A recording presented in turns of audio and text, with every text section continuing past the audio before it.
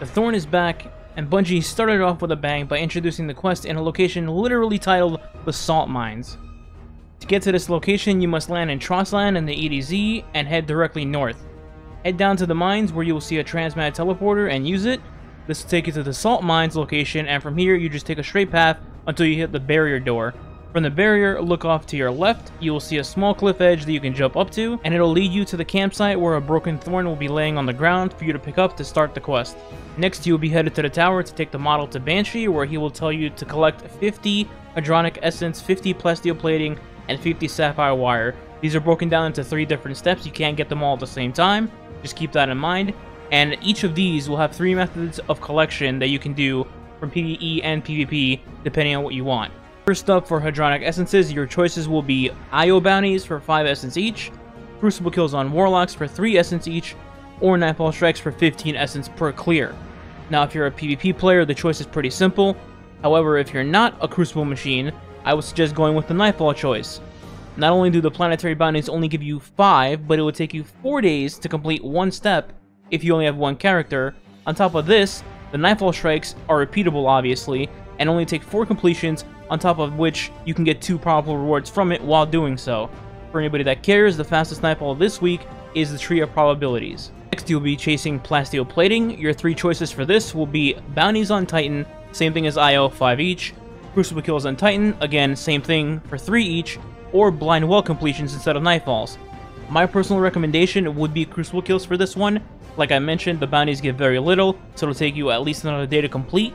And Blind Well completions, well, the Heroic only gives you 10 per clear. This means you'd have to clear Blind Well 5 times to get this step done. I'd rather take my chances in Crucible personally, but if you don't like PvP, you can stick with Blind Well. Finally, the last item you need for this 3-parter is Sapphire Wires. Now this one gives you the choices of Mars bounties, killing hunters in the Crucible, or clearing Escalation Protocol waves. Again, if you're able to do the Crucible step, I would recommend that. However, if you don't like PvP, the next best option is EP. You'll receive 5 wires per wave, which means you need to clear 10 Escalation Protocol waves to finish up. Once you've gathered all the materials, the next part will, kinda test your sanity. The objective is to defeat players in the Crucible using Void Energy or hand cannons, with a bonus being applied if you're on a Void hand cannon and have a precision streak. Additionally, you can gain more percentage if you do this in Iron Banner or the comp playlist.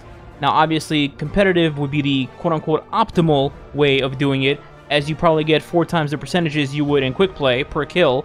But not everyone's built for comp, not everybody likes it, especially in the shape it's in right now.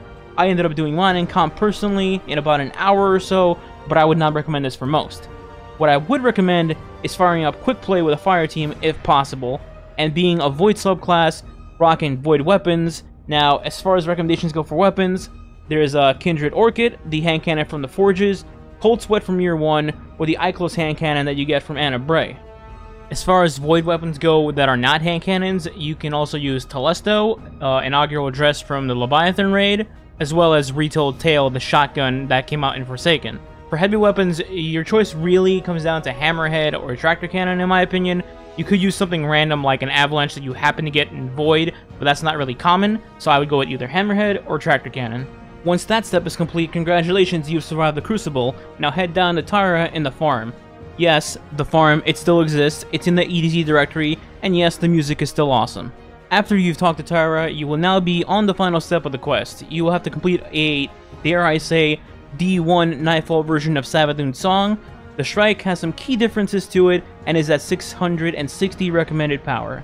First off, the modifiers are Blackout, Iron, and Harsh Elements. For those unaware, Harsh Elements basically increases damage from all elemental sources, including all the enemies.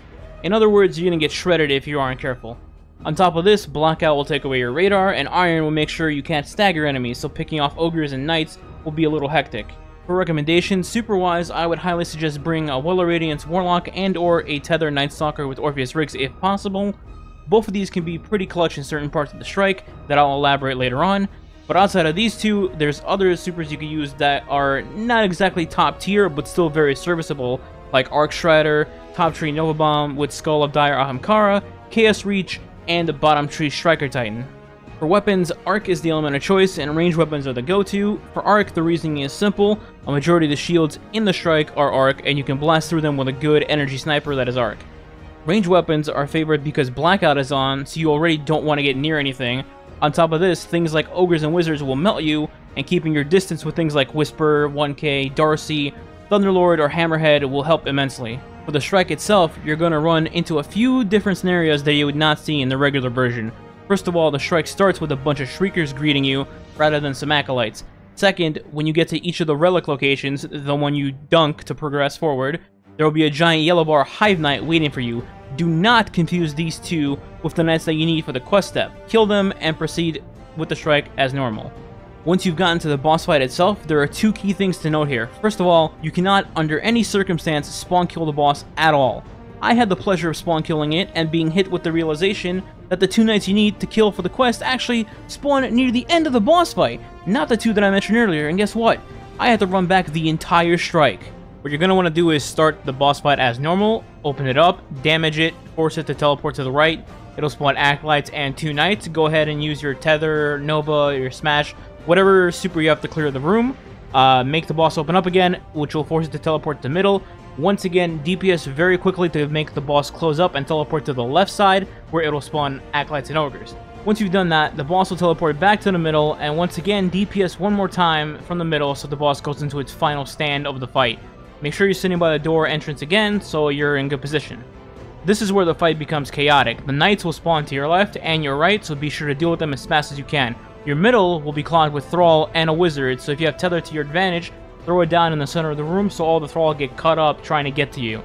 If you have Well of Radiance, which, once again, highly recommended, keep using it here via either Orbs or using Phoenix Protocol if you have it to protect yourselves from any Thrall that do get through.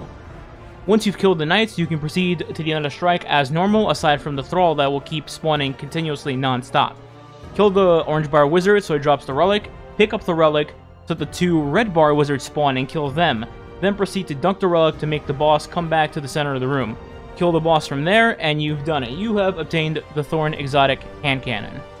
Overall, this is a very grindy quest, but truthfully I enjoyed it because the reward is actually worth it.